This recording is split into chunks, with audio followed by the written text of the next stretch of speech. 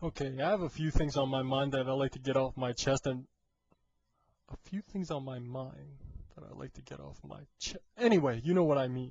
But before I get into that, you guessed it, it is time once again for our Subscriber of the Day. Yes, once again, it is time to give acknowledgement and recognition to a valued subscriber. And the one randomly selected for this video is Victory Road 04. Congratulations, Victory Road 04. Let's all give Victory Road 04 a hand. You are today's Subscriber of the Day. Please, everyone, when you have a chance, please go to Victory Road 04's page and give him a compliment or two, because he is our Subscriber of the Day. Tune in next time to see which one of you, my valued subscribers, will be our Subscriber of the Day. Now, on to business. This video will be less about the promotions themselves and will focus more on us, the wrestling fan, okay? I said last video that we should try to replace our anger with compassion and that they could not coexist at the same time. But the thing is, in order to have compassion for someone or a group of people, you need to be able to feel sympathy for them.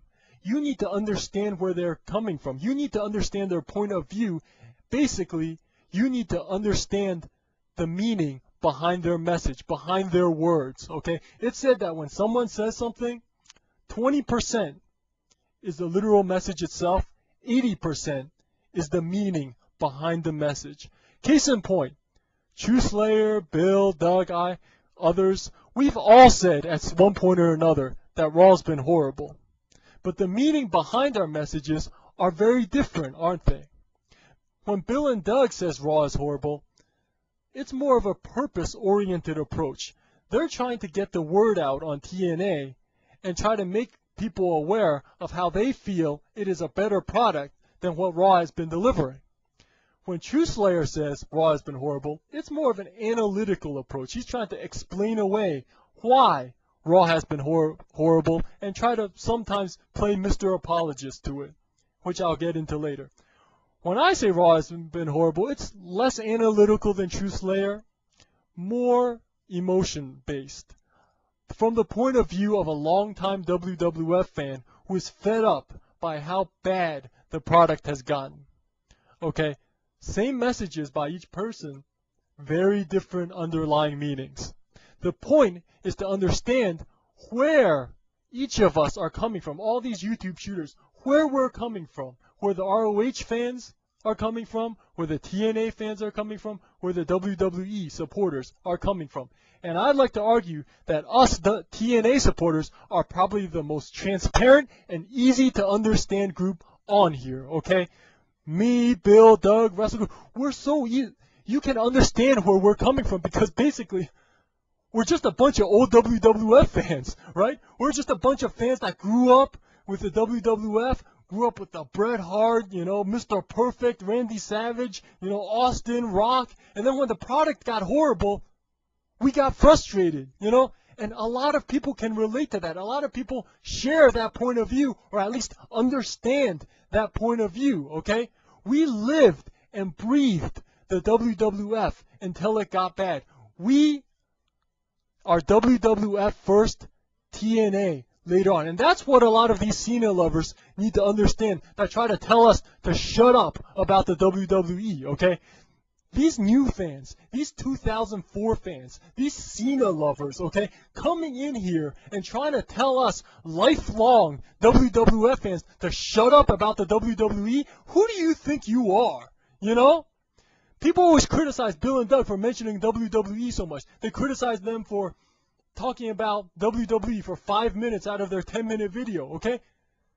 That's who they are. That's where they come from. Their foundations as a wrestling fan were most likely built on the WWF platform. So of course they're going to talk about it. Of course they're going to talk about it even when talking about TNA. That's what they know. That's who they are. That's who we are. Okay? And people can identify with this. That's why people subscribe to Bill and Doug. That's why they have 4,000 subscribers, and that's why the TNA fans are so understandable here on YouTube, okay? The WWE fans, on the other hand, are some of the most confusing groups of people I have ever seen, okay? Nobody knows what they're about, nobody knows where they're coming from, and nobody understands why they blindly defend this product that they acknowledge is getting worse, okay? The ironic thing is, when I talk to WWE fans, at least the ones that can make complete sentences, they seem to agree with me on most things, okay? They agree with me that Khali sucks and shouldn't be champion. They agree that Cena's stale. They agree that the storylines have gotten more boring. And they agree that overall the WWE has gone downhill within the last few years. They agree with me on all of this. But when it's time for us to rally, when it's time for us to send the WWE a message, they turn around and fight us. Okay, that makes no sense. Why would you defend a product you acknowledge is getting worse? Okay, that makes no logical sense. And when you don't have logic, we can't sympathize with you and we can't feel compassion with you. We have no idea what you're doing. All right? Why do you do this? It's like they feel some kind of obligation or something. It's like they think they're Vince McMahon's long-lost brother or something.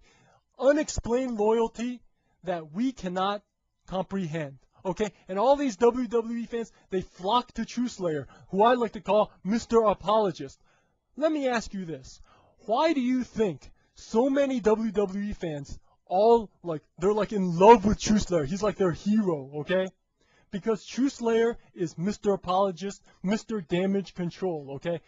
Everyone pretty much understands here that there is no good way to defend the WWE outright at this point in time. If someone came out here right now and started talking about how Khali's such a great champion, how Cena's awesome, how Hornswoggle's one of the greatest lightweight champions, how Raw's greater than it's ever been, he'd get owned. People would completely destroy his ass, okay? Because the WWE is pretty much objectively bad at this point.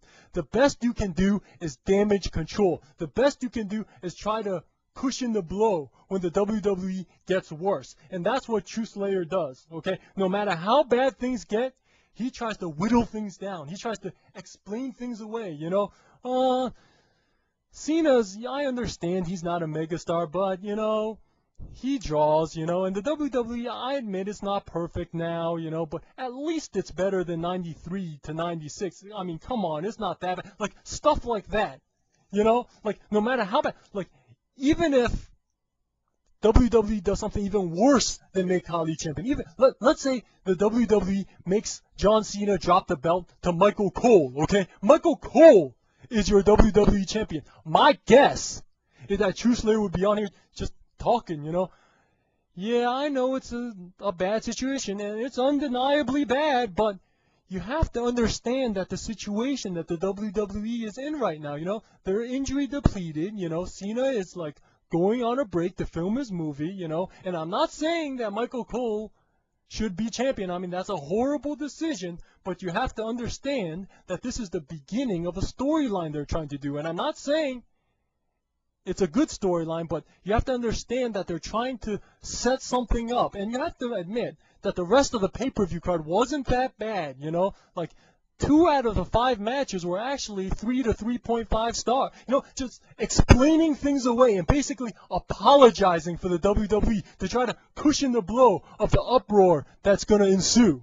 All right? That's basically what he does because there's no way to defend the WWE at this point. The best you can do is to control the damage, try to manage the frustration and anger of the fans, and try to make it seem like it's not so bad, even though it is. Okay? That's what Truslayer does, and that's why all these WWE fans, in my opinion, are like in love with him. All right? But back to the main issue. The main issue of why. Why would you even do this in the first place? Why blindly defend the WWE, you know? Why apologize for it? Why try to explain things away? Why try to cushion the blow, you know? It's horrible. Just say it's horrible, okay? It's hard for us to understand you. It's hard for us to feel compassion for you when you're doing stuff that makes absolutely no sense, okay? You agree with us. You agree with us that Khali's bad. You agree with us that Cena's stale. You agree with us that the storylines are getting boring. Yet when the time comes, you turn around and turn your backs on WWE and fight us. Why?